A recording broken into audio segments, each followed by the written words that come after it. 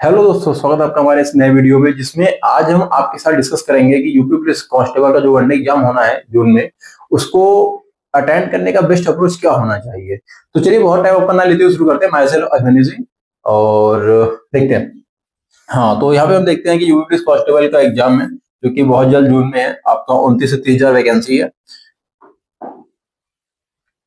तो सबसे पहले हम इसके पैटर्न पे बात करेंगे। UP police constable one day exam है, पैटर्न जो है इसका वो कुछ ऐसा है कि आपकी जो हिंदी है 37 क्वेश्चन आएंगे, 74 मार्क्स होंगे। जीके जीएस जनरल नॉलेज जो है आपका वो 38 क्वेश्चन आएंगे और जस्ट एक क्वेश्चन 2 नंबर का होता है तो 76 नंबर हो जाएंगे। फिर आप रीजनिंग पे आएंगे, यहाँ भी 37 क्वेश्चन है, 74 नंबर है। कहने को तो 37 है लेकिन अप्रोक्स 50 से 55 क्वेश्चन ही आते हैं और मैथ में कुछ क्वेश्चन कम हो जाते हैं। यहाँ पे कहने को मैथ 38 क्वेश्चन आते हैं लेकिन ये अप्रोक्स 19 20 के बाद 22 25 तक जाते हैं और 76 नंबर। तो इस तरह से आप देखेंगे टोटल 150 क्वेश्चन हो गए और कुल मिला के 300 मार्क्स, 300 नंबर का पेपर हो जाएगा। 120 मिनट कह लीजिए या 2 घंटे का पेपर आपका। ठीक है, तो आप देखेंगे 4 टॉपिक आएंगे।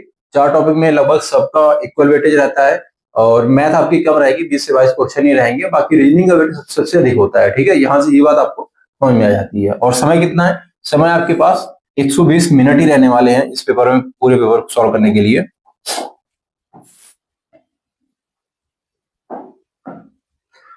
अब हम आते हैं अपनी नेक्स्ट स्लाइड में। इसमें हम देखते हैं कि अप्रोक्स कितना क्वेश्चन हम हर सेक्शन में अटेंड करें तो बेस्ट हो हमारा, ताकि हमारा सिलेक्शन हो जाए और फाइनल लिस्ट में हमारा नंबर की वजह से प्रॉब्लम ना है। ठीक है, तो आपका हिंदी जो है 37 क्वेश्चन है।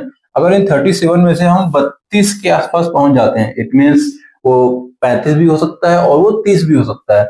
हम 32 क्वेश्चन कर लेते हैं तो वो बेस्ट माना जाएगा, लगभग लगभग अच्छा स्कोर माना जाएगा।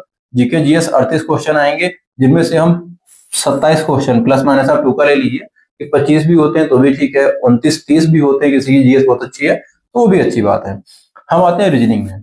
रीजनिंग में आपको 37 में 34 बोला गया है। वैसे तो रीजनिंग 55 की है लेकिन हम यहाँ 37 तो 37 के हिसाब से कैलकुलेट करेंगे। ठीक है, वो मैथ में जो अलग सेक्शन होगा रीजनिंग का उसको मैथ में काउंट करेंगे।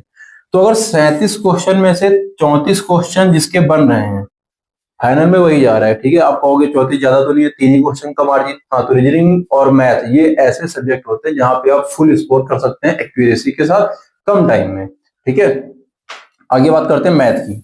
तो मैथ भी 38 क्वेश्चन आएंगे और यहाँ पे हमने 33 क्वेश्चन का टारगेट रखा है कि अगर जिस बच्चे ने 33 क्वेश्चन मैथ में कर लिए, मैथ प्लस रीजनिंग कंबाइंड रहेगा इस सेक्शन में, तो मैथ रीजनिंग मिला के जिसने 38 में से 33 क्वेश्चन कर लिए उसका लगभग लगभग काम हो जाना चाहिए। अब इन टोटल इनके नंबर देखेंगे, 32 के 64, 27 के 54 नंबर बनेंगे, 34 के 68 बनेंगे, 33 के 66 बनेंगे। टोटल हमने नंबर काउंट किए, 252 के आसपास आपके नंबर चले जाएंगे।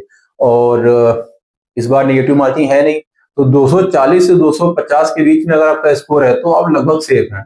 लगभग ही सेफ है, वो डिपेंड करेगा एग्जाम का पैटर्न कैसा है। अगर इजी लेवल आ गया जैसे कि यूपीएसआई आपने देखा इस बार बहुत ही पेपर इजी था, अगर कुछ वैसा पेपर आता है तब तो ये 240 भी कम पड़ सकते हैं। ठीक है, लेकिन 240 से 250 जनरली अच्छा स्कोर माना जाएगा। और ये मैं जनरल कैटेगरी के हिसाब से बात कर रहा हूँ। ठीक है, अभी आप ओबीसी में है तो ओबीसी जनरल लगभग लगभग सेम मान के चलिए, क्योंकि कई बार होता है कि इक्वल इक्वल कट ऑफ हो जाते हैं, कई बार तो 4-5 नंबर का ऊपर नीचे मिल जाता है।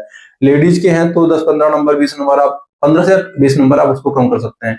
SC ST हैं या हाँ SC ST हैं तो उस हिसाब से आप उसी रेशियो में नंबर आप कम कर लीजिएगा। हम कट ऑफ पर किसी अन्य दिन बात कर लेंगे। ठीक है, चलिए अगली स्लाइड की बात करते हैं। अगले में हमने क्या बना रखा है आपके, ये है हमारा आज का मुख्य। जनरली आप यूपी पुलिस कांस्टेबल की तैयारी कर रहे हैं तो आपको भी पता है कि सिलेबस क्या आने वाला है, कौन से चैप्टर से कितने सवाल आ रहे हैं, आपको ये तक आइडिया होगा। हिंदी जीएस तो वो तो अलग की बात हो गई। तो अगर हम बात करें कि एग्जाम के लिए तैयारी कैसे करें, बेस्ट अप्रोच हमारा क्या होना चाहिए, क्या चीजें मैटर करती हैं, तो सबसे जो मुख्य चीज होती है वो होती है स्पीड, उसके बाद एक्यूरेसी और जो लास्ट आती है वो आती है कंसिस्टेंसी। ये 3 चीजें मैटर करती हैं, स्पीड, एक्यूरेसी और कंसिस्टेंसी। अगर आप स्पीड की बात करें, स्पीड की बात करते हैं, चलिए अगली स्लाइड हमने वो भी बना रखी है। आपके लिए। स्पीड की बात करें हम, तो स्पीड पे हमें क्या करना है, ठीक। देखिए, स्पीड से ये तात्पर्य है कि 120 मिनट है और 150 सवाल है, ठीक।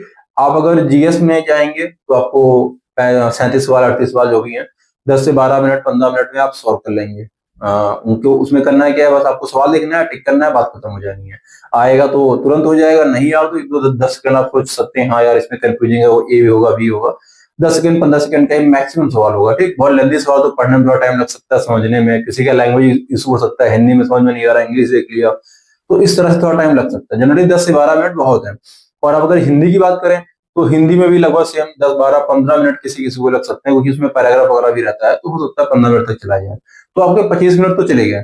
अब बात आपके पास बचते हैं 1 घंटा 35 मिनट। 1 घंटे 35 मिनट में आपको 75 सवाल के आसपास, हाँ 75 क्वेश्चन मैथ और रीजनिंग के करने हैं, ठीक है। तो यहाँ पे आपको हर क्वेश्चन में 1 मिनट 20 सेकंड 1 मिनट 30 सेकंड ऐसे ही मिल रहा है। तो कुछ सवाल तो मैथ रीजनिंग में ऐसे हैं कि हाँ आपने देखा 10 सेकंड 15 सेकंड 20 सेकंड या 30 सेकंड में आपके सवाल सॉल्व हो जाएंगे, वन लाइनर है, बहुत छोटे हैं। लेकिन कुछ सवाल ऐसे भी होंगे जहाँ 3 मिनट भी लगने हैं, जहाँ 5 मिनट भी लगने हैं, कुछ सवाल ऐसे हैं जो होने ही नहीं है, ठीक। तो वो चीज आपको मैटर करनी है। तो स्पीड बढ़ाने के लिए हम क्या करेंगे, उन बिंदुओं पे हम बात करेंगे, ताकि हमारा पेपर 1 घंटा 20 मिनट तो 1 घंटा 120 मिनट है, तो 100 मिनट में कैसे हो जाए, और 20 मिनट जो बचे हैं उसमें हम सही से एनालिसिस कर सकें, जो मार्क फॉर के लिए क्वेश्चन डाले हैं उनको अटेंड कर सकें, ताकि हमारा अच्छा रिजल्ट आए, ठीक। तो सबसे पहले हम क्या करेंगे, डेली बेसिस पे एक मॉक देंगे, ठीक। क्योंकि हमारे पास समय बहुत ज्यादा नहीं बचा है। अप्रैल 10 तारीख आज हो ही गई है, 9 तारीख आज हो ही गई है, मुश्किल का 1.5 से 2 महीने बचा हुआ है, ठीक है। तो डेली एक मॉक देंगे। इसमें हम टारगेट करके क्या रखेंगे कि हम 1 घंटे 40 मिनट टाइमर सेट कर लेंगे। जैसे 1 घंटे 40 मिनट होता है हम उस मॉक को वहीं पे बंद कर देंगे। ये मान के चलें कि मेरे लिए वो 100 मिनट 1 घंटे 40 मिनट का ही मॉक है, हम उसको 2 घंटे होम प्रैक्टिस में नहीं लेंगे। हम यहाँ पे अगर उसको 100 मिनट में करेंगे तो वहां पे 120 मिनट में आराम से हो जाएगा। हम यही 2 घंटे लगा रहे हैं तो पेपर हॉल का माहौल अलग है, वहां पे कई बार साइन करो, ओएमआर भरो, वहां पे मोबाइल में आपको करके टिक नहीं लगाना है। ओएमआर बनने के लिए 15 मिनट 10 मिनट एटलीस्ट चाहिए होते हैं, उसमें भी टाइम लगता है, बहुत सी चीजें होती है। कई बार कुछ अन्य वजह हो गई, पेपर देर से 5 मिनट मिला, आप कुछ नहीं कर सकते, आप चिल्ला सकते हो हाँ मेरा पेपर ऐसे हुआ वैसे हुआ, देर से मिला, एक्सक्यूज आपको बाद में बनाने पड़ेंगे अगर रिजल्ट आपका खराब हो जाएगा। तो उन सबसे बचने के लिए हम पहले होम प्रैक्टिस में क्या करेंगे, 1 घंटे 40 मिनट की प्रैक्टिस करेंगे, इसको हम 1 घंटे 30 मिनट की ओर ले जाएंगे। अभी 1.5 महीने बहुत होते 1.5 महीने, ठीक है। उसके बाद डू प्रॉपर एनालिसिस, जो आपने ये मॉक दिया है इसका एनालिसिस डेली बेसिस पे मॉक दिया, 1-2 घंटे अपना कुछ और काम किया, उसके बाद हम एनालिसिस करने बैठ गए। एनालिसिस हमें 1 घंटे एटलीस्ट देना ही देना है। इसमें हम क्या करेंगे, आपने जीएस उठाई, जीएस में आपने 37 सवाल किए, 20 सवाल आपको आ रहे हैं, 17 नहीं आ रहे हैं, या फिर 20 में से कुछ आ तो गए लेकिन कुछ और फैक्ट हमें वहां से मिल गए। आप किसी भी मॉक से पेपर या मॉक दीजिएगा तो उसके एनालिसिस में बहुत से और उसी से संबंधित सवाल होते हैं, तो वहां से आप कुछ नोट डाउन कर सकते हैं। आप ये नहीं कि 150 के नोट्स ही बना रहे हैं, लेकिन एक पेपर में एटलीस्ट आपको 10-15 सवाल 20 सवाल मिल ही जाएंगे जो अच्छे होंगे। कुछ मैथ के कॉन्सेप्ट होंगे, कुछ रीजनिंग कॉन्सेप्ट होंगे, तो वो आपको सही से एनालिसिस करने हैं और ये प्रयास करना है कि जब दोबारा मॉक दे तो उस तरह का सवाल कम समय में हो और सही हो, ना गलत हो ना छूटे, ठीक है। ये हमारे एनालिसिस का उद्देश्य रहेगा, ठीक। अगला आएगा 100 मल्टीप्लाई। ये मैं अपनी तरफ से आपको बता रहा हूं, ये बहुत इंपॉर्टेंट चीज है। जैसे क्या करते हैं, मैथ पढ़ते हैं, तो मैथ का बेसिक क्या है, add multiply subtraction, add multiply subtraction और डिवाइड। ये 4 चीजें ही मैथ का बेस है, गुणा घटाना जोड़ना भाग, यही 4 चीज बेस है, ठीक। अगर हम 100 मल्टीप्लाई की बात करते हैं तो इसका मतलब हम क्या बात करते हैं, इसका मतलब हम बात करते हैं कि जैसे मान लीजिए हमने लिखा 101 गुणे 101, 102 गुणे 102, 103 गुणे 103, इस तरह चलते हुए चले गए 181 गुणे 181, और आगे बढ़े 199 गुणे 199। इस तरह से हम बढ़ते हुए चले जाएंगे और हम पूरे 100 मल्टीप्लाई डेली बेसिस पे करेंगे, और उसको हम टारगेट क्या मानेंगे, हम प्रयास करेंगे कि डेली का डेली हम करें और 1 घंटे के अंदर करें।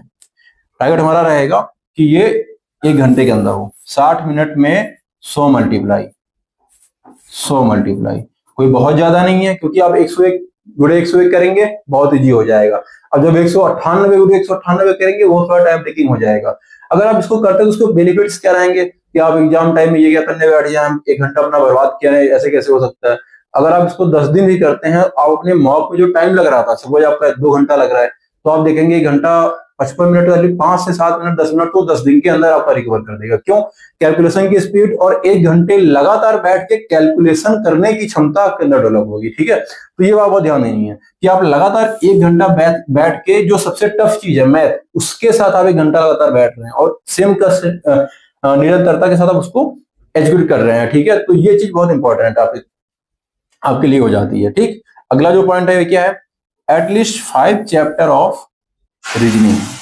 ठीक, हमने यहाँ पे ऐड किया है इस सेम में आप क्या करेंगे, 5 चैप्टर रीजनिंग के उठाएंगे। ठीक, जैसे आपने मॉक दिया, आपने देखा कि मेरे मॉक में 10 सवाल रीजनिंग के गलत हुए, 10 सवाल किन्हीं चैप्टर के होंगे, हो सकता है 6 चैप्टर में 10 सवाल आपने गलत कर दिए हो सकता है 10 के 10 अलग अलग सवाल अलग अलग चैप्टर के गलत किए हों। तो आप 5 चैप्टर आइडेंटिफाई करिए, 2 दिन आप मॉक दीजिए, वहां से 5 चैप्टर निकालिए कि ये मेरे सबसे अधिक टाइम टेकिंग चैप्टर है या मुझे नहीं आते, इनको देख के मुझे डर लगता है, कॉन्फिडेंस लूज होता है, कुछ भी, वो 5 चैप्टर आप आइडेंटिफाई करिए और उनमें जितने भी सवाल हो, किसी में 70 होंगे, किसी में 100, किसी में 150, किसी में 40, इस तरह से होंगे। ठीक, तो ऑन एन एवरेज आप 100 सवाल मान के चलिए, 5 चैप्टर है, 500 सवाल हो गए। इन 5 चैप्टर के हमने माने 500 क्वेश्चन। इन 500 क्वेश्चन को आप 3 घंटे का टारगेट सेट करिए और बैठ जाइए एक बार कि मेरा इतना से इतना टाइम शेड्यूल है, मैं बैठ गया, ये इतने चैप्टर मुझे करने ही करने हैं, मैं करके छोड़ूंगा। ठीक, तो 5 चैप्टर डेली रीजनिंग के करने ही करने होंगे, 3 घंटे आप यहां दीजिए। उसके बाद और क्या करना है, 100 क्वेश्चन ऑफ मैथ। अब ये मैथ के लिए है भाई, रीजनिंग तो आपने 5 चैप्टर लगाया, रीजनिंग का सेक्शन मजबूत हो रहा है। हमने रीजनिंग के 5 चैप्टर और 3 घंटे का समय इसलिए रखा है क्योंकि रीजनिंग का वेटेज सबसे अधिक है। 55 क्वेश्चन की रीजनिंग, अगर 55 में से 52 51 रिकवर कर लेगा तो आपका मेजर पार्ट 33% ऐसे ही रिकवर हो गया भाई। 150 नंबर का पेपर है, 150 नंबर में अगर आप 51 52 रीजनिंग से रिकवर कर रहे हो, एटलीस्ट 33% रिकवर हो गया। 150 में आपको अगर 25 क्वेश्चन छोड़ दिया आपने या फिर गलत हो गए तो आप उसको हटा दीजिए, मतलब एक बड़ा पोर्शन आपका 50% प्लस आपका ऐसे सॉल्व हो गया। सिर्फ आपके रीजनिंग में, आपके अगर रीजनिंग में 50 सवाल आ जाते हैं और 25 आपको छोड़ने हैं, आप ऐसा दिमाग में रखिए। ठीक, तो 50 और 25 75 तो ऐसे ही खत्म, 50% पेपर आपका सॉर्ट आउट हो गया, बच्चा है 75 क्वेश्चन, उसके लिए आपको मेहनत करनी बचेगी। ठीक है, 100 क्वेश्चन मैथ के करेंगे, इसमें हम क्या करेंगे, 2 घंटे का टाइमर लगा लेंगे और 100 क्वेश्चन, जैसे कि परसेंटेज में आप बैठे, आपका 100 क्वेश्चन ज्यादा नहीं है, परसेंटेज में आपको 1 लाइनर के 10 सवाल मिल जाएंगे। आप सबसे अच्छा रहेगा मेरे हिसाब से कि अगर आप कांस्टेबल की तैयारी कर रहे हो तो मैथ के लिए आप एचडी यादव टाइप की किताब उठाइए, बेसिक है, अच्छी है, सवाल भी ज्यादा है, प्रैक्टिस के लिए बहुत अच्छी है। अगर आप स्टार्टिंग अवस्था में है, स्टार्टिंग मतलब मॉडरेट, क्योंकि कांस्टेबल के एग्जाम में बहुत आपको हाई लेवल का नहीं पूछेगा कि इतना लंबा सवाल पूछ रहा कैसे आएगा, वो हो सकता है कि 20 में से 1 या 2 सवाल हो, आप उनको छोड़ भी सकते हैं और टाइम ज्यादा अच्छा तो उनके लिए प्रैक्टिस करिए। ठीक है, वो डिपेंड करेगा कि आपका इस समय क्या स्टैंडर्ड है। ठीक है, तो आप अगर ये 100 सवाल कर रहे हैं और 2 घंटे मैंने ज्यादा ही रखे हैं, 100 सवाल की जनरली 70-80 मिनट बहुत है, क्योंकि 100 में से 100 सवाल यहाँ टफ नहीं होंगे, 40-50 सवाल इजी होंगे, 40-50 सवाल थोड़े से टफ होंगे। ठीक, तो आप 2 घंटे मैथ करिए। उसके बाद आता है 5 सेपरेट मॉक ऑफ हिंदी। आपको हिंदी को भी ड्रॉप नहीं करना है, हिंदी क्योंकि 1.5 महीने का समय बचा हुआ है, आप हिंदी अलग से पढ़ने नहीं जा रहे होंगे, आप, मैं ऐसा करता हूँ कि आप लोग लगभग कवर कर चुके होंगे, तो 5 मॉक डेली हिंदी के रखिए। 1.5 घंटे का मैंने इसमें समय अलॉट किया हुआ है। एक मॉक करने के लिए जनरली 10 मिनट, 12 मिनट, 15 मिनट, आपको जनरली यही लग रहा होगा, 15 मिनट आप अलॉट करिए और 15 चौको 60, 4 मॉक के लिए 1 घंटा और 15 मिनट का अगला मॉक। ठीक, और बाकी जो 15 मिनट बचते हैं उसमें आप एनालिसिस कर सकते हैं कि हाँ मेरे ये चीजें हैं, ये मिस हुई हैं, आप ऐसे कर सकते हैं। ठीक, जो अगला आता है जीके जीएस। जीके जीएस आप स्टडी भी करिए और मॉक भी दीजिए, उसके लिए आप करंट पढ़ते रहिए, कुछ अपना जैसे ज्योग्राफी हो गया, हिस्ट्री हो गया, इस तरह चीजें आप कुछ स्टैटिक जीके हो गई, वो आप कवर करते रहिए। ठीक, टॉपिक वाइज। ये आपके 2 घंटे जीएस के अलॉट कर दिए। ठीक, अब आप देखेंगे इसका टोटल करेंगे तो ये हो रहे हैं 12 घंटे 10 मिनट, या एटलीस्ट अब ग्राउंड फिगर रखिए 12 घंटे की आपकी टोटल पढ़ाई हो जाएगी। हाँ, अब ये कहेंगे 12 घंटे ज्यादा है, तो भाई ज्यादा वादा नहीं है, 1.5 महीने बचे हैं और आपको यूपी पुलिस कांस्टेबल बनना है। 30,000 ही वैकेंसी, अप्रॉक्स 30,000 वैकेंसी है और लाखों बच्चों ने फॉर्म भरा हुआ है, उनमें से वो लोग भी बैठे हैं जो ऑलरेडी 2 बार 3 बार दे चुके हैं। ठीक है, बहुत लोग होंगे एकदम अंतिम बार होगा तो वो एकदम जी जान से लगे होंगे, 16 घंटे 18 घंटे जितना है उतना, मतलब जितना कर सकते हैं उतना वो कर रहे होंगे। तो आप अगर बैठेंगे नहीं 12 घंटे जाता है 4 घंटे जाता है तो फिर समस्या हो जाएगी। ठीक, आसानी से इसको अचीव किया जा सकता है। अगर आप इसको 10 दिन से 15 दिन भी सेम चीज ये कर लेंगे तो आप अपने स्कोर कार्ड में देखेंगे बहुत बड़ा अंतर आपको समझ में आने वाला है। ठीक है, चलिए अगली स्लाइड की ओर बढ़ते हैं।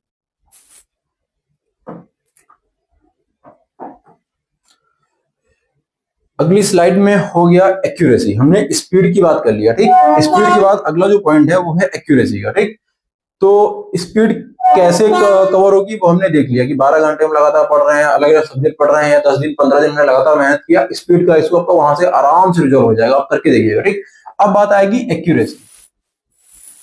आपने सवाल तो 150 के 150 कर दिए, अब पता लगा 60 गलत हो गए, अगली बार के लिए फिर तैयारी करना शुरू कर दिए, तो ऐसा नहीं करना है। ठीक, बचना है किससे? अंधी तुक्का लगाने से, जितना हो उतना बचे। ठीक, अब यहाँ पे अंधे तुक्का तो सर लगा ही सकते हैं ना, माइनस मार्किंग तो है नहीं, तो लगाने को लगा दो भैया, लगाते रहो 30 साल तक 25 साल तक लगाते रहो, कोई दिक्कत नहीं, लगा सकते हैं। ठीक, लेकिन हमें बचना है, हमें प्रयास करना है जितना कम हो सके उतना हम अंधे तुक्का से बचे। माइनस मार्किंग नहीं भी है तभी हम प्रयास करेंगे। देखो भाई, माइनस मार्किंग हो या ना हो, हमें तो 125 नंबर लाने होंगे तभी तो हमें सिलेक्शन मिलेगा ना। अगर 125 नहीं आ रहा तो सिलेक्शन नहीं मिलेगा। आप मारते रहो, अंधी तुक्का मारो, देख के मारो, फर्क नहीं पड़ेगा। तो इससे हमको बचना है हमेशा किसी भी एग्जाम में, क्योंकि आपका UP police constable minus marking नहीं है, आप किसी अन्य एग्जाम की भी तैयारी कर रहे होंगे, उसका भी आपका पेपर लगा होगा, या यूपी पुलिस कांस्टेबल हो सकता है कि एक्सटेंड हो जाए पेपर कैंसिल हो जाए, 2 साल बाद हो, कुछ भी हो सकता है, इसलिए आप तैयार रहिए। ये नहीं कि यही आखिरी एग्जाम है, स्टार्टिंग अवस्था इसको मान के आप कंटिन्यू करिए। ठीक, फिर आता है टाइम मैनेजमेंट। टाइम मैनेजमेंट पर ध्यान दें। ठीक, ये टाइम मैनेजमेंट हमने वहीं से रिलेट किया है कि 1 घंटे 40 मिनट में अगर आप कर रहे हैं तो आपका आराम से पेपर वहां पे 2 घंटे में रिकवर हो जाएगा, तब आप आराम से उसको सॉल्व कर लेंगे। और घर में ही 4 घंटे लगाएंगे तो फिर तो वहां हो ही जाएगा गड़बड़ आपका। ठीक, इसके लिए आप क्या कर सकते हैं, जब आप पेपर देने जाएं तो सबसे पहले आप हिंदी उठाएं, फिर आप उठाएं जीएस जीके, फिर आप उठाएं रीजनिंग, फिर आप उठाएं मैथ। इसके पीछे का लॉजिक क्या है? जब आप हिंदी करेंगे तो जनरली हिंदी में 30 सवाल के आसपास सबको, जो आप पढ़ने वाला बच्चा है उसको आ ही रहे होंगे। अगर आप 37 में से 30 सवाल करते हैं तो आपका कॉन्फिडेंस हाई लेवल, 10 मिनट के अंदर 30 सवाल एकदम पूरा जोश में आ गए। ठीक, अब अगला जीएस उठाए। जीएस में जनरली यहाँ से 20 से 22 या 24 क्वेश्चन आपके सही होने की संभावना रहेगी। तो यहाँ से थोड़ा सा आपका टेम्परामेंट डाउन हुआ, अरे यार थोड़ा सा मामला गड़बड़ हो गया, टाइम तो ठीक चल रहा है लेकिन नंबर मेरे कम हो जा रहे हैं। तो जैसे आप जब डाउन फील करेंगे आप आएंगे रीजनिंग में। रीजनिंग में आप पहुंचे, आपके हर लगभग सवाल होना शुरू हो जाएंगे, हाँ सब आ रहे हैं आते जा रहे हैं, 2-4 सवाल मिस भी हो रहा है, तो आप जब 10 सवाल करेंगे 2 सवाल छोड़ेंगे तो इतना फील नहीं होता। तो वहां पे आपका मनोबल डाउन नहीं होगा और यहाँ पे आप लगभग 50 के आसपास सवाल कर देंगे। ठीक, आपके पास टाइम का भी इशू नहीं आएगा कि आपके यहाँ पे जनरली 10 से 12 मिनट यहाँ लगे होंगे, 12 मिनट यहाँ लगे होंगे, यहाँ पे आपको मान लो 1 घंटा यानी कि 60 मिनट लग गए। तो अभी भी आपके पास लगभग 36 मिनट बचा है, यहाँ पे 20 सवाल के आसपास बचे, इनको आप आराम से अटेंड कर सकते हैं। 36 मिनट में 20 सवाल। अगर 36 मिनट में 20 सवाल भी नहीं हो पा रहा है मैथ में तो फिर तैयारी डाउन है। ठीक, तो इस सेक्शन से जाएंगे तो यहाँ पे आपका मानसिक स्थिति भी सही रहेगा और टाइम मैनेजमेंट भी सही रहेगा। अगर आप पहले ही मैथ में के कूद गए कि मैं मैथ में पहले खत्म कर देता हूँ, मैथ सपोज करिए आई टफ और हो गया बीपी लो आपका कि भैया 10 ही सवाल में कैसे होगा, मैथ में तो मैंने 15 का प्लान किया था, 10 ही हुआ, 5 नंबर में कैसे रिकवर करूंगा, टाइम ज्यादा लग गया, तो उस सेक्शन में फंसिए ही मत। हिंदी जनरली कितनी भी टफ है, 25 से 30, 32, 35 के बीच में नंबर जाने ही जाने हैं, तो वहां पे आपका टेम्परेमेंट डाउन नहीं हुआ, टाइम का इशू वहां आएगा नहीं। फिर जैसे ही आप हाई हुए, लो करने के लिए जीएस आ गई, फिर आप जैसे ही लो हुए, हाई करने के लिए रीजनिंग आ गई। इस तरह से इसको समझना है और एग्जीक्यूट करना है। ठीक है, अगला आएगा सेल्फ कॉन्फिडेंस, कि अपने ऊपर विश्वास बनाए रखें। पहली बात तो आप एक तरफ से जंगी लड़ने जा रहे हैं कि आपका भैया एग्जाम है, इस एग्जाम पे आपका बहुत कुछ दांव पे लगा हुआ है, 3 साल 4 साल 2 साल 6 महीने सबकी अपनी अपनी तैयारी है, कोई लखनऊ में रूम लेके पढ़ रहा है, पैसे नहीं है रूम को देने के लिए, घर वाले अलग परेशान है, बच्चा की उम्र हो जा रही, कमा नहीं रहा, बहुत सी चीजें होती हैं।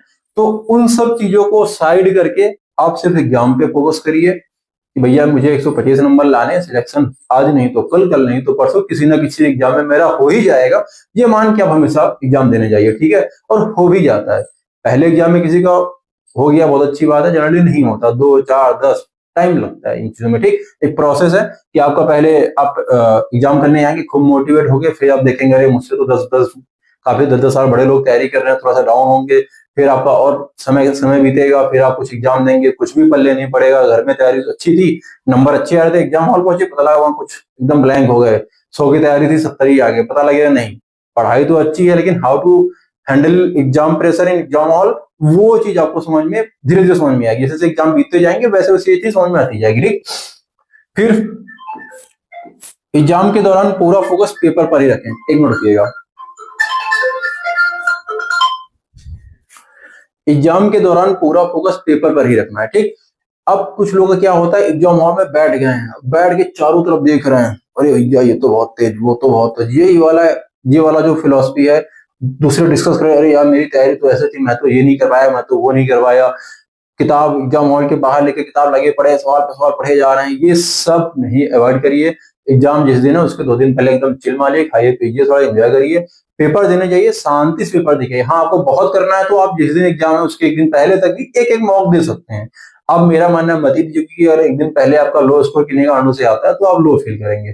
2 दिन पहले जो भी तैयारी होनी थी बंद कर दीजिए। हाँ, तैयारी हो गया, मैं जाऊंगा एग्जाम हॉल में बिना किसी अवैध डिस्कशन के, मैं कोई भी फर्जी की डिस्कशन किसी से नहीं करूंगा। क्यों, एग्जाम हॉल में क्या होता है, जनरली सब अपने आप को ये दिखाते हैं कि मैं आज टॉप करने ही आया हूँ, 300 में से 280 नंबर मेरे ही आने वाले हैं। तो फिर आपको वहां पे डाउन फील हो सकता है कि भैया ये तो 280 वाला, इसका सिलेक्शन तो पक्का है, अपन तो 220 से नहीं आ रहे हैं। लो भैया, समस्या हो सकता है अगला बंदा वो 100 नंबर भी ना कर पाए। ऐसा होता है भाई। 29,000 30,000 वैकेंसी है, 5 लाख 10 लाख 20 लाख लोग फॉर्म भरेंगे, सिलेक्शन पाएंगे 30,000। ठीक, लाखों लोग बाहर होने वाले, उन लाखों में से 10-20 लाख, अगर मान लो 10 लाख भी फॉर्म पड़ा है तो 10 लाख में 5 लाख तो ऐसे हैं जिनको पता ही नहीं सिलेबस का क्या है, ये बाकी भर देता हूँ फॉर्म। बहुत लोग ऐसे भी होते हैं, बहुत से सीरियस भी हैं। ठीक, तो ज्यादा सीरियस चक्कर में पड़ जाओगे तब भी समस्या मिलेगी आपको। बहुत फेंकू आदमी मिल गया, वो भी आपको दिमाग डिस्टर्ब ही करेगा। ठीक, तो एग्जाम हॉल में सिर्फ अपने एग्जाम के बारे में, आपके पास टाइम बच रहा है, पहले पहुंच गए हैं, कुछ वन हो जाए, हेड डाउन करिए, शांति से चिल मारिए, आंखों को रिलैक्स दीजिए, मन को रिलैक्स दीजिए, गहरी सांसें लीजिए, एकदम चिल मोड में रहिए। ठीक, और जब एग्जाम होने लगे तो बहुत घड़ी नहीं देखना है, कितना टाइम बचा कितना टाइम बचा, वो ऑलरेडी टाइम बता रहे हैं। आप अपनी अगर अच्छे से आपने मॉक दिए हैं, आपने होम प्रैक्टिस में 40-50-60 मॉक दिए हैं, तो आपको पता है कि आपका स्कोर क्या रहने वाला है, आपका टाइम मैनेजमेंट क्या रहने वाला, आपको सब पता रहेगा। हाँ, 2-4 नंबर ऊपर नीचे हो सकता है, टाइम थोड़ा मोड़ा ऊपर नीचे हो सकता है, बहुत ऊपर नीचे नहीं होगा। ठीक, तो एग्जाम हॉल में पूरा फोकस पेपर पे रखना है, अन्य चीजों पे फोकस एग्जाम के बाद देना है। ठीक, अब आएगा होम प्रैक्टिस में जितना पेन का इस्तेमाल कम करें उतना बेहतर। ठीक, होम प्रैक्टिस में क्या करें, पेन का इस्तेमाल जितना कम हो उतना। कुछ लोग है कि बात बात पे बिना मतलब सवाल लिखने का देखा पेन उठा के शुरू, नहीं भाई, कुछ सवाल ऐसे हैं जो मुंजवानी है कि ओरली कर सकते हैं आप, कुछ सवाल मैथ के ऐसे हैं जो आपको देख के थोड़ा सा गुड़ावा करके आ जाएंगे, जरूरी नहीं आप उसके लिए पेन उठाएं। अगर ये प्रैक्टिस आप होम पेपर में करेंगे, जो आपका मॉक हो रहा होगा घर में बैठ के आप दे रहे हैं, लाइब्रेरी में बैठ के दे रहे हैं, उनमें आप अधिक से अधिक प्रयास करें कि पेन ना उठानी पड़े। कुछ सवाल होते हैं जहाँ पे बिना पेन उठाए काम नहीं चलेगा, वो इतना समय के साथ ही वो आप लेवल अचीव कर पाएंगे। ऐसा नहीं सब सवाल भी बिना पेन उठाए हो सकते हैं। अभी बहुत टीचर ऐसे होंगे, बहुत स्टूडेंट ऐसे होंगे जो सवाल आधा पढ़ के आंसर देते भैया, बहुत तरह तरह के लोग हैं। उतना नहीं हमें सोचना है, हमें एग्जाम क्रैक करने का सोचना है बस। ठीक, तो होम प्रैक्टिस में जितना पेन कम उठाएंगे उतना ही वहां पे आपको टाइम मैनेजमेंट में इशू नहीं आएगा। ठीक, टाइम देखिए, टाइम का एक्यूरेसी से बहुत बड़ा वास्ता है। ठीक, आपको मैं बोल दूं कि पूरा दिन है, आराम से 150 क्वेश्चन करो, आराम से करोगे, क्या दिक्कत है, जल्दबाजी नहीं होगी, है ना। हड़बड़ी में गड़बड़ी होती है, वहां टाइम कम है, सवाल ज्यादा है, हमारा बीपी बढ़ा हुआ है, जल्दी जल्दी कर रहे हैं, पढ़ लिखा कुछ है, पढ़ कुछ रहे हैं, लिखना ए है लिख दिए बी, ये सब चीजें होती हैं। इसलिए टाइम आपका बच रहा है, इसी टाइम पे वो फोकस कर रहा हूँ। टाइम बच रहा है तो एक्यूरेसी आपकी ऑटोमेटिक सही होने वाली है। ठीक, अब आता है अगला पॉइंट, 150 सवाल पूरे करने का ना सोचें। बहुत ही इंपॉर्टेंट सवाल है। अगर मैं आपसे पूछूं कि सिलेक्शन कितने नंबर में मिलेगा या कितने क्वेश्चन पे मिलेगा, तो मोस्ट ऑफ द केसेस ये बोलेंगे भाई 120 से 125, 250 नंबर के ऊपर कट ऑफ नहीं जाने वाली, जहां तक मेरा अनुमान है। अब तो बहुत ही लूज पेपर आ जाता है तो उस केस में होगा कि हाँ भाई 270 नंबर पे सिलेक्शन मिलेगा, ऐसा जनरली होगा नहीं। 250 एक अपर लिमिट हमने सेट कर ली। ठीक, जिसको बहुत अच्छा है तैयारी कर रहा है तो 260 भी कर ले, कोई इशू नहीं है। लेकिन 250 में एक बहुत अच्छा स्टैंडर्ड माने, 250 पे एकदम सिलेक्शन हो ही जाना है, कितना कटा बढ़ गया। ठीक, अगर मैंने बोला कि 250 पे सिलेक्शन मिल रहा है मतलब 125 क्वेश्चन। ठीक, 125 क्वेश्चन करने पे सिलेक्शन मिल रहा है, 25 क्वेश्चन ना करूं, गलत करूं या छोड़ दूं, ये मेरे पास ऑप्शन है। ठीक, तो हमेशा ध्यान रखिए कि 150 क्वेश्चन अटेंड नहीं करने हैं। 2-4 सवाल रीजनिंग में, 2-4 सवाल मैथ में, दो यहाँ लिख देता हूँ, 2 से 4 सवाल रीजनिंग के, 2 से 4 सवाल, 2 से 4 नहीं होगा, 2 से 3 सवाल करिए, 2 से 3 सवाल मैथ। ये सवाल ऐसे आने ही आने हैं जो आपके लिए टाइम टेकिंग भी होंगे, कंफ्यूजिंग भी होंगे, आप 2 बार आंसर निकालेंगे, आंसर नहीं आ रहा होगा, होने ही होने हैं। ठीक, बहुत रेयर होता है कि स्मूथली चला गया, 20 के 20 सवाल मैथ में हो गए, स्मूथली रीजनिंग के 7 सवाल आते चले गए, 1-2 गलत हो गए, ठीक है। ठीक, तो ये चीज होनी है, उसमें अटकना नहीं है। हमें ये दिमाग में हमेशा रखना है कि भैया 125 ही करने हैं, 25 हम स्किप कर सकते हैं, छोड़ सकते हैं, गलत कर सकते हैं, मैथ्स मार्किंग है नहीं तो गलत करने का भी ऑप्शन आएगा, ठीक है। तो ये बात हमेशा ध्यान रखनी है। सिलेक्शन 125 सही सवालों पर ही मिल जाएगा, अगर ये बात आप समझ रहे हैं तो आप एक्यूरेसी और टाइम मैनेजमेंट ये अचीव कर पाएंगे, ठीक है। चलिए आगे देखते हैं, अगली स्लाइड में क्या है हमारे पास। अगली जो स्लाइड है ये बात करती है कंसिस्टेंसी की। ठीक, हमने स्पीड की बात कर ली, एक्यूरेसी की बात कर ली, और कंसिस्टेंसी की बात करते हैं। ठीक, कंसिस्टेंसी किसी भी काम में A to Z, मैं अपनी ही वीडियो की जो बना रहा हूँ उसकी बात करूंगा। मैं आज बनाया, 4 दिन नहीं बनाया, 10 दिन नहीं बनाया, आप 2 दिन तो वेट करोगे यार, बताया तो कहानी हमको अच्छा था, लेकिन साला कहाँ गायब हो गया, दिख ही नहीं रहा है, तो आया ही नहीं बहुत दिन से। कमेंट अरे सर जी दिखे नहीं आप। फिर अगर मैं तब भी कंसिस्टेंट नहीं हूँ तो आप इग्नोर मारे, आया था फर्जी कहानी, पता चला गया। ठीक, तो कंसिस्टेंसी मैं कंटिन्यू करूंगा। अगर मैं गलत भी, मान लो कि यहाँ पे मैंने 2-4 बातें गलत बता दी आपको, या मैंने बोलना सही चाहा लेकिन वो हो गया गलत, या कुछ और कमी आपको समझ में आया, लाइटिंग का ये वो कुछ और समझ में आया, लेकिन आप देख रहे हैं कंटिन्यूस लगा हुआ है, और कंटिन्यूस जब किसी काम को करेंगे तो ग्रोथ होनी ही होनी है। देखिए आप काम करिए, उसका एनालिसिस करिए। ठीक, अमिताभ बच्चन जी का एक है ना, असफलता एक चुनौती है, स्वीकार करो, क्या कमी रह गई देखो और सुधार करो, कमियां कहाँ है उनको देखिए और सुधार करिए। ये कंसिस्टेंसी का फंडा, कंसिस्टेंसी करेंगे तो आप कमी भी देख पाएंगे, सुधार भी कर पाएंगे। और सबसे बड़ी बात, अगर आपका वाई क्लियर है तो कंसिस्टेंसी बनी ही रहेगी कि भैया हमें क्यों चाहिए, हम इस एग्जाम की तैयारी क्यों कर रहे हैं। अगर आपका क्यों क्लियर है तो मुझे नहीं लगता कि आपको अलग से किसी मोटिवेशन की, डिमोटिवेशन की, ये वो कोई किसी का बोलते हैं नहीं कि पता लगे उनका लेक्चर सुनना है, किसी सिलेक्टेड आदमी से मोटिवेट होना है, उनसे मिलना, ये सब ड्रामा खत्म हो जाएगा। आपको आपका कंफर्म होना चाहिए कि मुझे ये नौकरी क्यों चाहिए, मुझे अपने घर के हालात सही करने हैं, मुझे अपने लिए कोई पहचान बनानी है, या कुछ भी A to Z करना है। तो ये आपका वाई क्लियर होना चाहिए। पैसे कमाना है, नाम कमाना है, जॉब पानी है, बेरोजगारी खत्म करनी, जो भी है, जिसका भी वो वाई क्लियर है, 29,000 30,000 जो वैकेंसी है लिस्ट में उसका नाम हो जाएगा। ठीक, तो ये वाई क्लियर होना आपका बहुत जरूरी है। और जीवन में इसी एग्जाम के लेकर के नहीं, किसी भी काम को आप कर रहे हैं, अगर आपका क्यों क्लियर नहीं है तो कहीं ना कहीं वो काम सफलता या मंजिल तक, अंजाम तक नहीं पहुंच पाएगा। इसलिए जो भी काम कर रहे हैं, तैयारी हो, वनडे हो, टूडे हो, IAS कल को बनना हो, या किसी अन्य काम में हो, पर्सनल लाइफ में कोई डिसीजन लेने हो, अगर आपका वाई क्लियर रहेगा और एकदम स्पष्ट होना चाहिए कि क्लियर है मतलब क्लियर है, ठीक, तब आप उस चीज को आसानी से अचीव कर पाएंगे। ठीक, चलिए इसी के साथ हम अपनी वाणी को विराम देते हैं। आशा करते हैं आपको वीडियो अच्छा लगा होगा। मिलते हैं नेक्स्ट वीडियो में। मैं आपको कुछ और बातें बता देना चाहता हूँ। मैं बहुत जल्द ही यूपी पुलिस कांस्टेबल से जुड़े ही कुछ और वीडियोज लाने वाला हूँ, जिसमें मैं प्रयास करूंगा मैथ और रीजनिंग और हिंदी कवर कर सकें आपके लिए, ताकि आपका एग्जाम का जो सफर है, जो यात्रा है, वो और आसान हो सके, बेहतर हो सके।